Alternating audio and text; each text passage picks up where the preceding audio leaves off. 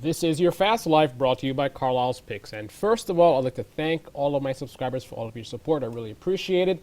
And for those of you that follow me on Instagram, you already know about this because I already posted up the photo of the Ninja H2. Actually, this was posted from yesterday, so yet again, as far as I know, I was one of the first ones to show you the photo of this motorcycle. I see some of the other magazines and stuff. Well, other I'm not a magazine. I see magazines and stuff pick this up kind of like this morning or something like that. So I might have been the first on that one again. But anyway, if you're following me on Instagram, Carlyle's Picks, you follow me on Twitter, Carlyle's Picks again, you would already know this. But anyway, we're going to take a closer look at the Ninja H2, the street version. Try to get a closer view of that. All right, just 1 second.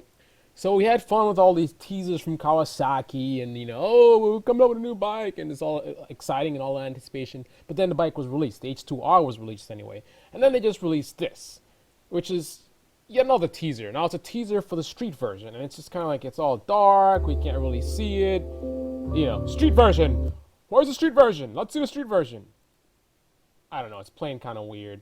But anyway, so I thought what I would do is I would do a Ninja H2 upskirt video where we kind of reveal what the bike looks like. But as you can see, it's like super, super dark.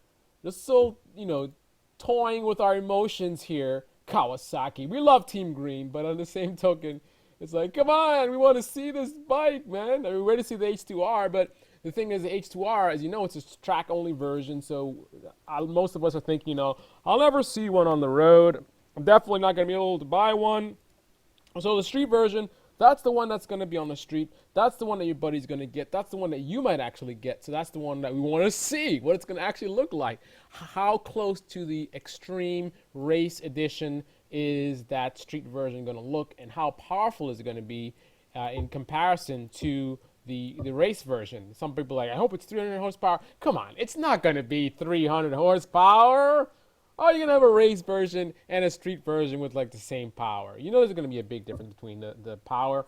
My guess is it's going to be again, was one of the first to release the details on the bike, and the details that we had gotten were about 222 horsepower. That's before it was confirmed that there's going to be a race edition. So I think the initial details might have been for the street version. Now, do not quote me on that. You have to wait until the official information comes from Kawasaki. And keep in mind, be very, very skeptical whenever people tell you horsepower numbers, top speed numbers, torque numbers, because just based on how Kawasaki operates, and they're not the only company that operates like this, they do not really release a lot of horsepower and torque numbers. I mean, right now, if I wanted to go to Kawasaki's website and find out the numbers on the ZX14R, current ZX14R, the previous one, whatever, I'm not going to find it. They don't give you that kind of stuff. They give you the traction control, the power modes, what colors are available, what's the MSRP going to be, all this kind of stuff. So that's what you get from Kawasaki. It's the magazines that actually get the bikes, they test them out, they put them on the dyno, and then that's where the numbers come from. Search for any bike, not any bike, almost any bike, and look for like horsepower or whatever. You're not going to get Kawasaki.com. You're not going to get Honda.com most likely. You're going to get magazines that have dynoed the bikes. So anytime you see a claim about 300 horsepower, 222, whatever it is, be very, very skeptical, because where did that number come from? Considering that Kawasaki is generally not going to release that kind of information. They did talk about horsepower in the race edition, and they said, I think they said something like around 300 horsepower, or it's capable of 300 horsepower, but that wasn't an official number. They never really said it's 300 horsepower. Now, I know people are interpreting it as 300 horsepower, and even I say it like that, and I got to be careful how I say that, but that's not an official horsepower number. How do you get horsepower numbers? Dyno. You know what I mean? And Kawasaki, not saying they haven't run a dyno, but they, generally speaking, it's a business thing. They don't want to go out there and say a number, because this is what they have said in the past. It's a thing about, they say it's 300 and then someone dynos it at 280. You know what I mean? Is it at the crank? Is it at the wheel? All this kind of stuff. So they just completely get outside of that stuff and don't even say the horsepower numbers. They just give you the basics of the bike. So again, anyone who's giving that number, how would they know? No one has had this bike, as far as magazines and stuff, to test it out and put on a dyno. So where would you get that information from? If Kawasaki's not giving you the official numbers, then where is it coming from? All right, again, be extremely skeptical about that. Anyway, so I took this photo here, and let's lift up the skirt of the Ninja H2 Street Edition and see what we can see under there. Ladies and gentlemen, I present to you the Ninja H2 Street Edition. Well, as much of it as you can get right now. So I try to pull up the covers and pull the curtains or whatever it is, Wizard of Oz, to kind of see as much as we can. And this is significantly more detailed than the way Kawasaki presented it. Still, obviously, we want to see more. But, from what we can see, I mean, you can see the discs now clearly. You can see a little bit more of the exhaust, which that's the thing everybody's talking about. And I want to hear your comments on the exhaust system. People are saying it's ugly, blah, blah, blah, whatever. I'm going to put a link in the description right here. And I want you to go to carlylespics.com. And I want you to comment on what you think about the exhaust. Just go ahead and click in the comment section here and, say whatever. I want to hear what you guys think about this exhaust system. So beyond that, we can confirm that the wheels, it's got that same kind of star wheel that I actually kind of like. I like the wheels on that. You see there's a little tread on the wheels, so it's not the race slicks. You see the space here for the license plate and the signal lights as well. You can see the mirrors here, which I believe this might be very similar to what's on the ZX10 right now, the current model.